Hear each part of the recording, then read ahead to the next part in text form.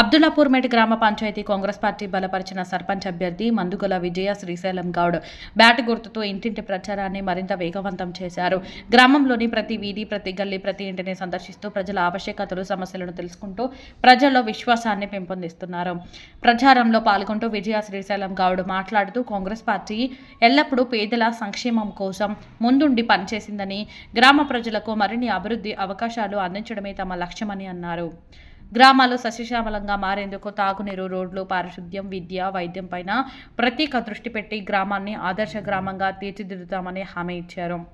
గ్రామంలోని వివిధ రకాల వర్గాల ప్రజలు ఆయన ప్రచారానికి మంచి స్పందన ఇస్తున్నారు. అభ్యర్థిని పలువురు ఇంటి వద్ద ఆహ్వానిస్తూ తమ సమస్యలను వివరించారు. స్థానిక యువత కూడా ప్రచారంలో చురుకుగా పాల్గొంటూ అభ్యర్థికి మద్దతు ప్రకటించారు. కాంగ్రెస్ అభ్యర్థి ప్రచారం గ్రామంలో ఉత్సాహాన్ని రెట్టింపు చేస్తూ జోరుగా కొనసాగుతోంది. నమస్తే, నా పేరు విజయ శ్రీశైలం.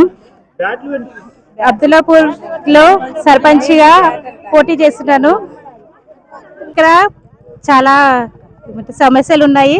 నా వరకు అయినంత వరకు చేస్తాను. ఇప్పుడు ప్రభుత్వం మనదే ఉంది కాబట్టి వాళ్ళ సహాయంతో అన్ని తీరుస్తానని హామీ ఇస్తున్నాను. ఒక్కసారికి మా బ్యాట్ గుర్తుకి ఓటు వేసి గెలిపించగలరని మనవి. అండర్ వాటర్ డ్రైనేజీ ప్రాబ్లం ఉంది, ఇంకా కుక్కలు చాలా ప్రాబ్లమ్స్ ఉన్నాయంట. ఇంకా ఇంకేమేమి ఉన్నాయో కనుక్కొని మా వరకు అయినంత వరకు చేస్తాము. రోడ్లు, వాటరు అన్ని. బ్యాట్ గుర్తు, మా బ్యాట్ గుర్తుకు ఓటు వేసి గెలిపించగలరని మనవి. నమస్కారం. అబ్దుల్లాపూర్ సర్పంచ్ అభ్యర్థిగా విజయ శ్రీశైలం గౌడ్ని మేము నియమించడం జరిగింది.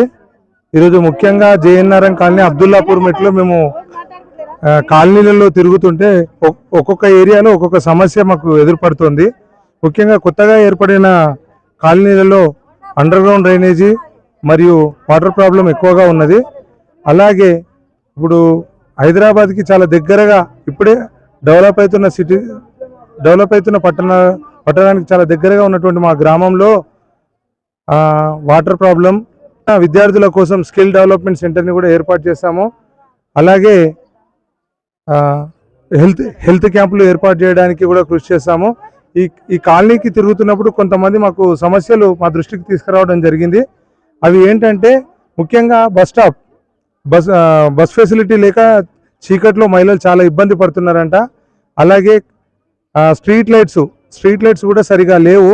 9 తర్వాత మహిళలు ఇక్కడికి రావాలంటే కూడా చాలా ఇబ్బంది పడుతున్నారు. అలాగే బోర్లు, ముఖ్యంగా ఏంటంటే ఇక్కడ వాటర్ సరిగా లేక కొన్ని ఏరియాలలో బోర్లు వేయడం జరిగింది. ఆ బోర్లకు మీటర్లు ఫిట్ చేశారంట. అవి ఏంటంటే ఆ మీటర్లకు డబ్బులు కూడా వీళ్ళు కాలనీ వాసులు, అసలు గవర్నమెంట్ వాళ్ళకి ఇచ్చిందే గరీబోళ్ళు అని చెప్పేసి వాళ్ళకి ఇచ్చారు. అయినా వాళ్ళు ఇప్పుడు ఈ కరెంటు బిల్లులు కట్టలేని పరిస్థితులలో ఉన్నారని చెప్పేసి వాళ్ళ సమస్యలు మా దృష్టికి తీసుకురావడం జరిగింది. వాటిని కూడా గౌరవ ఎమ్మెల్యే గారి దగ్గరికి తీసుకెళ్లి ఆ సమస్యలు కూడా పరిష్కరించడానికి నేను ముందుకెళ్తాను. గవర్నమెంట్ స్కూల్స్ మరియు అంగన్వాడీ బిల్డింగ్ కూడా కావాలని చెప్పి కోరడం జరిగింది.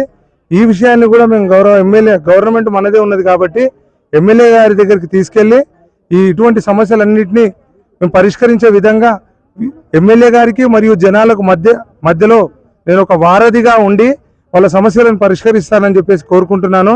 అలాగే ఇవన్నీ కోరికలు, మీ అన్ని సమస్యలు నేను తీర్చాలంటే మీ అమూల్యమైన ఓటు బ్యాట్ గుర్తుకు వేసి నన్ను గెలిపిస్తే ఖచ్చితంగా మీ సమస్యలు తీర్చడానికి నేను ముందుంటానని చెప్పేసి కోరుకుంటున్నాను.